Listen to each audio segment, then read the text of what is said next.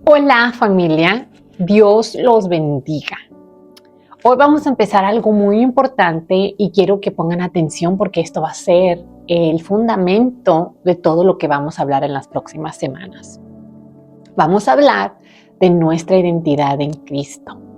Porque antes de hablar de guerra espiritual, antes de hablar de autoridad, antes de hablar de ministrar, o poner manos sobre alguien o reprender demonios, primero tenemos que entender algo básico. ¿Quién soy yo en Cristo?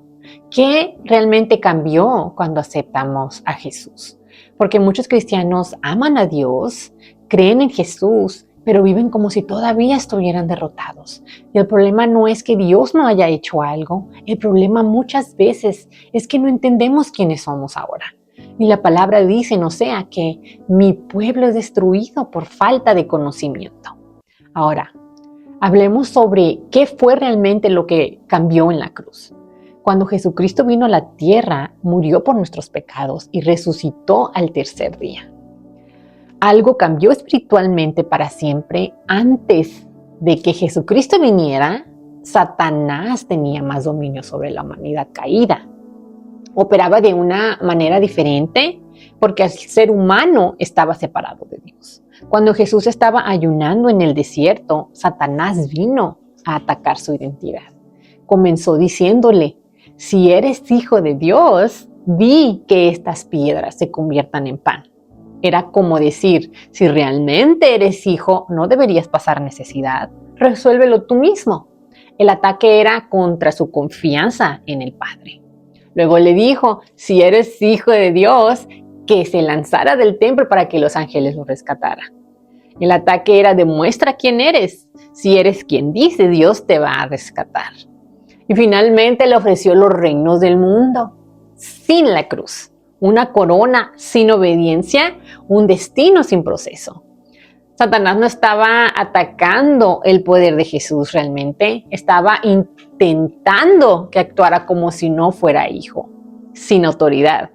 Y hoy hace lo mismo con nosotros, ataca nuestra provisión, ataca nuestra seguridad y nuestro propósito para que olvidemos quiénes somos en Cristo. El problema no es tu identidad, el problema es cuando no caminas consciente en ella. Pero en el momento que Jesús muere en la cruz y resucita, Satanás ya no es el mismo. Ahora es un enemigo derrotado. Porque la Biblia dice que Jesús venció la muerte. Y cuando dice que venció la muerte, no solamente habla de morir físicamente, habla de la muerte espiritual, la separación de Dios. Y la palabra dice que los que creen en Él ya no mueren espiritualmente. Dice que también estar ausentes del cuerpo es estar presentes con el Señor. Desde el momento que tú aceptas a Jesucristo, tú ya le perteneces a Él, ¿ok? Ese es el comienzo de tu nueva identidad. Ahora, ¿qué significa una nueva creación? Corintios nos dice, si alguno está en Cristo, nueva criatura es. Las cosas viejas ya pasaron, he aquí todas son hechas nuevas. Dios no vino a arreglar un poquito tu vida vieja. Dios hizo algo totalmente nuevo dentro de ti. Ya no eres definido por tu pasado, tus errores, lo que te hicieron o lo que dijeron de ti. ¿Ok?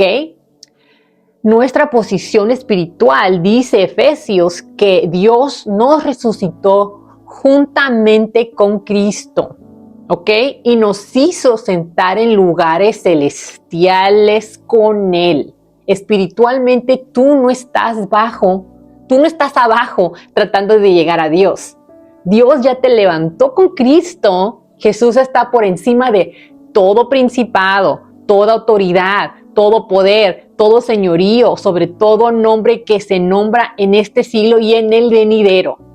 Y si tú estás en Cristo, comparte su posición espiritual. No peleas para ganar victoria, peleas desde una victoria ya ganada, ¿ok? Ahora, ¿quiénes somos? Pedro dice que somos linaje escogido, real sacerdocio, nación santa, pueblo adquirido por Dios. ¿Esto qué significa? Bueno, Linaje escogido es que Dios te escogió, no eres accidente y no eres rechazado. Real sacerdocio es que tienes acceso directo a Dios, puedes interceder, puedes ministrar, ¿ok? Una nación santa es que Él nos apartó para Él. Y un pueblo adquirido es que tú le perteneces, ¿ok? En Romanos dice que recibimos espíritu de adopción por el cual clamamos Abba Padre. Y si hijos, también herederos de Dios y coherederos con Cristo. Esto mata la mentalidad de esclavo inmediatamente. El problema de muchos cristianos es que aceptaron a Jesús, pero siguen viviendo como huérfanos, tratando de ganar amor, tratando de merecer, sintiéndose lejos, con culpa, derrotados. Pero la palabra dice adopción, hijo, heredero. ¿Ok? Ok. Vamos a imaginar a un joven que creció viviendo una vida común, con limitaciones y necesidades. Él siempre pensó que era alguien sin recursos, ni autoridad, porque eso era lo único que conocía. Pero un día recibe una noticia que él no se esperaba. Su verdadero padre era un rey, que era inmensamente rico, dueño de un reino entero, ¿ok? No solo eso, sino que antes de morir dejó una herencia legalmente registrada donde todo también le pertenece a su hijo. La fortuna siempre fue suya, el reino siempre fue suyo, la identidad de hijo siempre fue real, pero mientras él no lo sabía, vivía como pobre. No era pobre por falta de herencia, sino por falta de conocimiento, porque no sabía quién era. El día que descubre la verdad, algo en él cambia. No se convierte en hijo ese día porque ya lo era. No recibe la herencia ese día porque ya estaba asignada. Lo que cambia es su conciencia de identidad. Él empieza a caminar hacia el palacio, toma su lugar y aprende a vivir conforme a quien realmente es, el hijo del rey. El problema nunca fue su posición. El problema era que no sabía quién él era, ¿ok? Entonces, ¿cómo eso lo aplicamos a nuestra vida? Así sucede, ¿ok? Con nosotros en Cristo. Dios ya nos hizo hijos, ya somos herederos de Dios, ya somos coherederos con Cristo. Nuestra identidad no depende de sentirlo, saberlo, pero muchos creyentes viven espiritualmente como si fueran pobres, derrotados o sin autoridad porque desconocen lo que ya les pertenece en Cristo. Cuando lo entienden, dejan de vivir como esclavos, toman su posición, caminan en la autoridad que ya fue establecida por Dios, ¿ok? No se trata de llegar a ser hijos, se trata de despertar a la realidad de que ya lo somos. En Efesios dice, porque por medio de Él, los unos y los otros tenemos entrada por un mismo espíritu al Padre. Así que ya no son extranjeros ni forasteros, sino co-ciudadanos de los santos y miembros de la familia de Dios. ¿Qué significa esto? Que ya no estamos separados ni lejos de Dios. Ahora, pertenecemos a su familia y tenemos acceso directo al Padre. Ahora, la autoridad que tenemos viene de Jesús. Jesús no solo venció, Jesús también delegó. ¿Ok? En Lucas dice que aquí les doy autoridad para pisar serpientes y escorpiones y sobre todo el poder del enemigo. ¿Ok? No poquito, todo. Y nada nos dañará. Esto significa que hay autoridad sobre el poder del enemigo. No significa que no vamos a tener oposición, ¿ok? Porque la oposición siempre está ahí. Significa que el enemigo no tiene el derecho de dominarte cuando tú estás en Cristo, al menos que tú le des ese poder legal a Él. Y es lo que hace nuestra mente.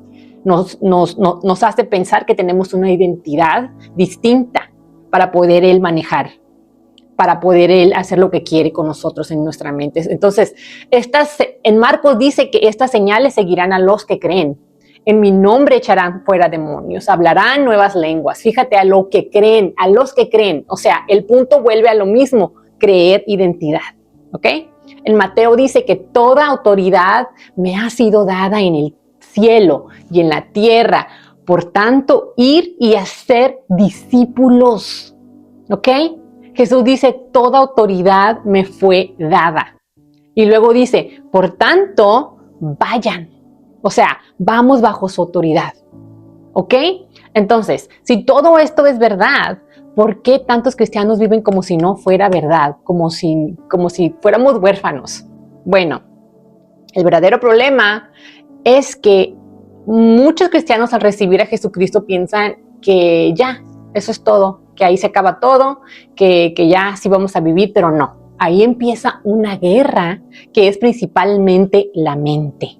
Porque el enemigo trabaja con mentiras. No eres buena para nada, Dios no te escucha, tú no puedes cambiar, eso nunca va a mejorar, tú siempre vas a ser así. Y también hay ataduras por palabras que alguien nos dijo, algo que tú creíste, y lo que tú crees te forma, ¿ok? También están las ataduras del alma, el odio, el rencor. Y cuando hay trauma desde la niñez, el rechazo, los abusos, las heridas profundas, el alma queda herida y queda fragmentada. Y estas heridas se convierten en puertas donde entran mentiras que después se sienten como identidad. El alma es como cuartitos con puertas, ¿ok? Y cuando sucede un evento traumático, se abren esas puertitas y empiezan a entrar cosas que te fragmentan por dentro. No que te poseen, sino para decir que hay áreas donde el enemigo opera con mentira, acusación y te oprimen, ¿ok? Por eso la Biblia insiste tanto en renovar la mente, porque Dios sabía que nuestro trabajo más difícil y pesado iba a ser la mente. Dejar la mente vieja a pasarla a la mente nueva de Cristo. Entonces, ¿cómo se renueva la mente? No es una fórmula, ¿ok? Es simplemente constancia, es leer la Biblia, el libro que te enseña quién es Dios, que te enseña cuánto te ama, lo que hizo por ti y qué es tu propósito aquí en la tierra. Es hablar con Dios diario, el orar y el hablar con Él y escucharlo. Porque en Juan nos dice que separados de mí nada podrán hacer. El Espíritu Santo transforma la mente poco a poco. En Romanos nos dice que no nos conformemos a este mundo, sino que seamos transformados por la renovación de nuestra mente.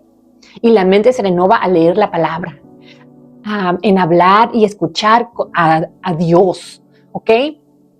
Romanos dice que Dios mostró su amor cuando todavía éramos pecadores. Tu identidad está sostenida por amor, no por tu desempeño, ¿ok? Tu mayor batalla no es contra demonios ni principades. Tu mayor batalla está en la mente y creer quién ya eres en Cristo, ¿ok? Entonces, vamos a declarar esto. Señor Jesús, recibo mi identidad en ti. Soy nueva criatura. Estoy sentado contigo en lugares celestiales. Renuncio a toda mentira y recibo tu verdad. Renueva mi mente, Señor, y enséñame quién soy en ti. Amén. Ahora que ya sabes quién eres, ahora que entiendes cuál es tu identidad en Cristo y cuál es tu posición espiritual en Él, entonces estamos listos para avanzar. Porque no puedes entrar en una guerra espiritual sin primero conocer tu identidad. No puedes salir al campo de batalla así, ¿ok? Así que en el siguiente episodio de esta serie vamos a empezar a hablar sobre la guerra espiritual, cómo peleamos y desde dónde peleamos y por qué ya peleamos desde la victoria que Cristo ganó. No te lo pierdas, porque todo lo que viene ahora se va a construir sobre lo que aprendimos hoy, ¿ok? Muchas bendiciones a todos ustedes y nos vemos a la próxima. Amén.